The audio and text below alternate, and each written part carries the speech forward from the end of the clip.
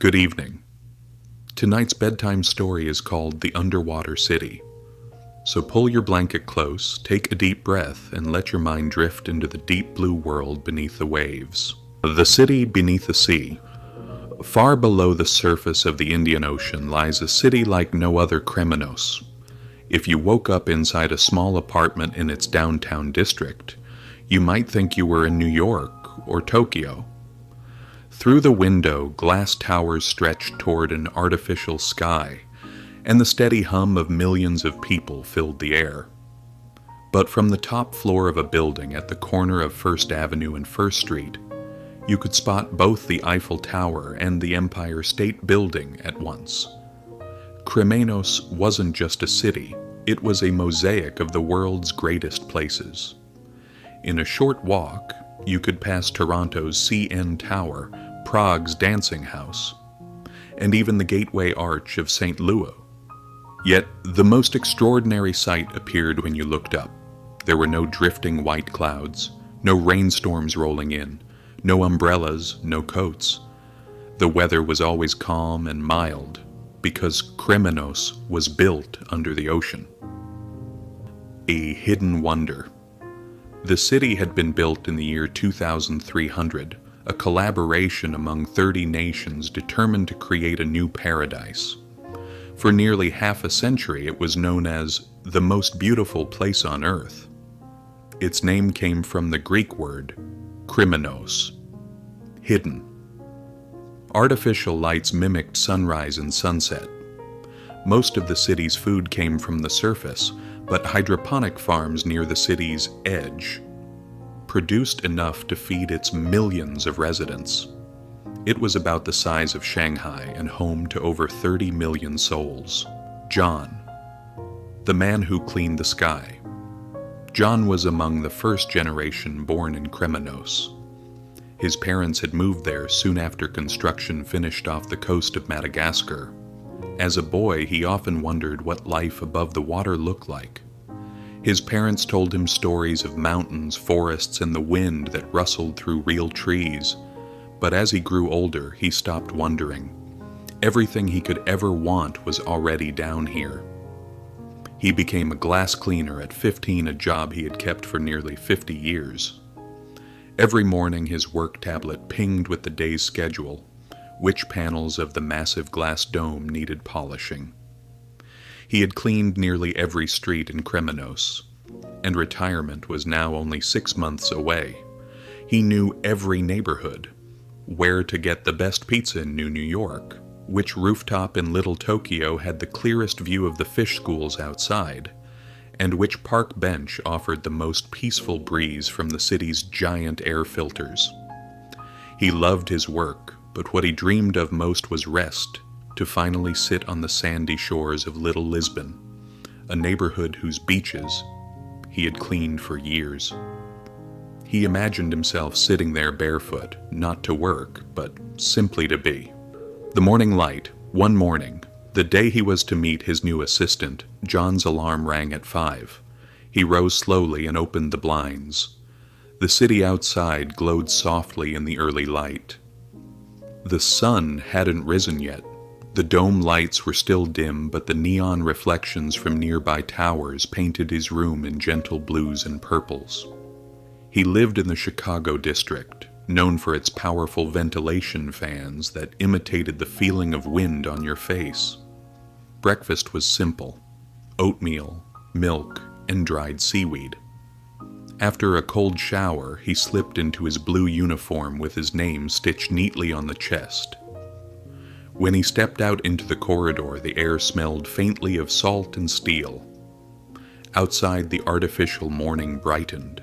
Sunbeams filtered down through the ocean above, casting shimmering green patterns across the glass dome. The sea beyond was waking 2 tiny silver fish drifting by, like thoughts in water. John headed for Little Lisbon. There, white houses, with red roofs, lined narrow sandy streets. Shopkeepers swept their doorsteps and called out greetings. Hola! Bom dia! They all knew him, the quiet man with kind eyes and steady hands. At his usual cafe, the owner, a warm woman from Nigeria, served him strong coffee and a pastry. Her husband was one of the engineers helping to build the city's newest expansion. No one yet knew which city it would resemble. Some said São Paulo, others Bogotá. John secretly hoped for Buenos Aires. The new assistant. That morning, John finally met his new helper, a boy named Tayo.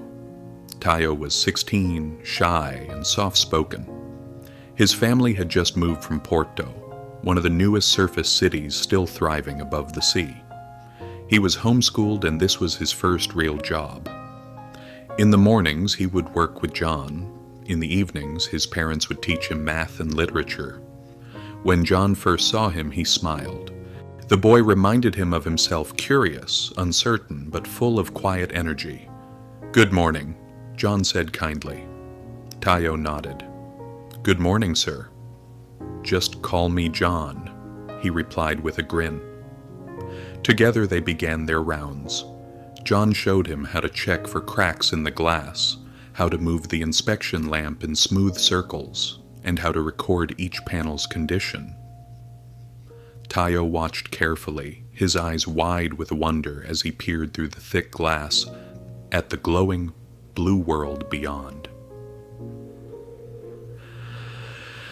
Lunch by the artificial sea.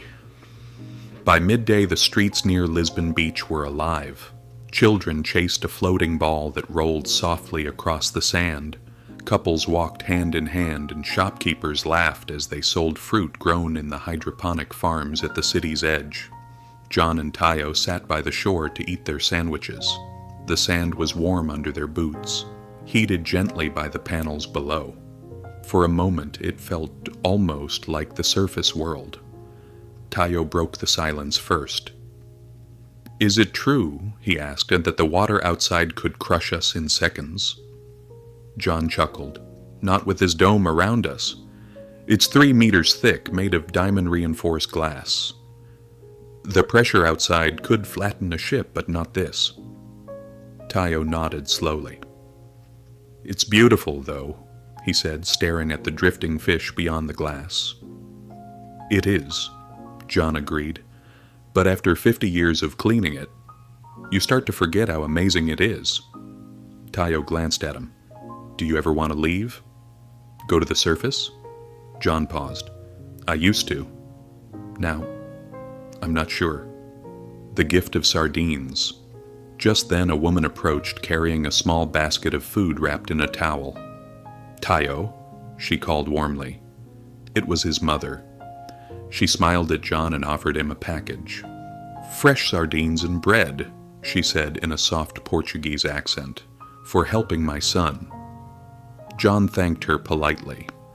As they talked, she told him stories of Porto, how the sun shimmered at the water, how seagulls followed the boats at dawn, and how real waves sounded nothing like the gentle hum of the artificial surf here. John listened closely, imagining the world above. He had seen it in pictures, but hearing her speak made it feel alive again, a place of salt, wind, and warmth. When she left, Tayo smiled shyly. "She misses home," he said. John nodded. "We all do in some way." The giant visitor. Later that afternoon, as they cleaned one of the highest sections of the dome, a shadow passed over them. It was enormous. Through the glass, a giant octopus glided by, its body as large as a school bus, its arms trailing like ribbons. It drifted close and pressed a single eye against the transparent wall, studying them with eerie curiosity. Tayo froze. "Is it dangerous?" John shook his head slowly. "Not really. They're just curious, like us." The creature lingered for a few moments, then drifted away into the dark. The water shimmered again with silver light. "'Tis beyond the glass." That evening John turned to Tayo. "Tomorrow," he said, "we'll clean the outside." Tayo's eyes widened. "Outside? You mean out there?" John nodded. "Don't worry. You'll be fine." The next morning they suited up in heavy diving gear. Each suit had its own air system and magnetic boots that clung to the dome's outer surface. As the airlock opened, the ocean's deep blue swallowed them whole. The world outside was silent. Only the faint hum of their breathing filled their helmets. Fish swam past in shimmering waves of color, and coral gardens clung to the metal beams that supported the glass city. Tayo reached out and touched the dome gently. "Everyone's in there," he whispered. John nodded. "Millions of lives, and most of them never see this view." Above them, faint sunlight filtered down through the ocean. They could just barely make out the surface, a rippling mirror far above their heads. For the first time in decades, John felt a pull in his chest, a longing for the real sky, rising toward the light. They moved carefully along the dome's outer shell, their reflections faintly visible on the curved glass. Below them, the city glowed like a constellation, millions of soft lights shining through the blue. John looked down at the world he had spent his whole life maintaining. It looked small now, like a toy trapped inside a crystal ball. He turned to Tayo and pointed upward. "Let's go see what's above," he said. They released their magnetic boots and slowly ascended, the water growing brighter with each meter they climbed. For a while neither of them spoke. Only the bubbles from their breathing rose between them, spiraling toward the light. And then, suddenly the ocean opened up. They broke through the surface in a burst of bubbles, and for the first time in his life, Tayo felt the real air on his face. The world above was quiet, vast, endless, open. The horizon stretched in every direction, and the waves sparkled gold beneath the setting sun. The world above. They floated there for a long moment, the city of Kremenos hidden somewhere deep below. John tilted his head back, eyes half closed. The sunlight warmed his cheeks, something he hadn't felt since childhood. Tayo spun slowly, amazed. "There's nothing here," he whispered. "Just water and sky." John smiled. "Exactly." Far away, a cargo ship drifted lazily, its dark silhouette cutting through the glow of the evening. Seabirds circled above, their cries sharp and free. For the first time in decades, John felt how small and beautiful everything truly was. All his life he had cleaned the glass that separated them from this world, but now he was finally on the other side of it. The descent. After a while, the sun began to sink lower. Its light spread across the waves in long orange ribbons. John checked his oxygen gauge. "Time to go back," he said softly. They descended slowly, the colors of the sunset fading into deep blue and then into darkness once more. As they approached the dome, Kremenos reappeared beneath them, a glowing jewel resting on the ocean floor. They entered the airlock in silence, removing their helmets one by one. Inside, the air felt warm and familiar again. The steady hum of machines, the faint echo of footsteps in distant corridors. The farewell. That night after work, John took the tram to the London district. He had always loved it there, the cobblestone streets, the glowing pubs, and the great glass wheel known as the London Eye. He stepped into one of the capsules, and as it slowly lifted him above the city, he looked out across Kremenos. The artificial sunset lights bathed everything in soft amber. Tiny figures moved far below families, workers, children chasing holographic butterflies. The dome shimmered with reflections from the sea above, like 1,000 tiny stars caught in glass. John closed his eyes. In his mind he saw the real sunset again, the water, the wind, the birds, and that endless sky. He smiled. In 6 months he would retire. He didn't know if he'd ever see the surface again, but somehow, that was all right. He had seen enough to dream forever. Epilogue: somewhere down in the Lisbon district, a boy named Tagyo was drawing in his notebook a picture of two divers floating toward the sun.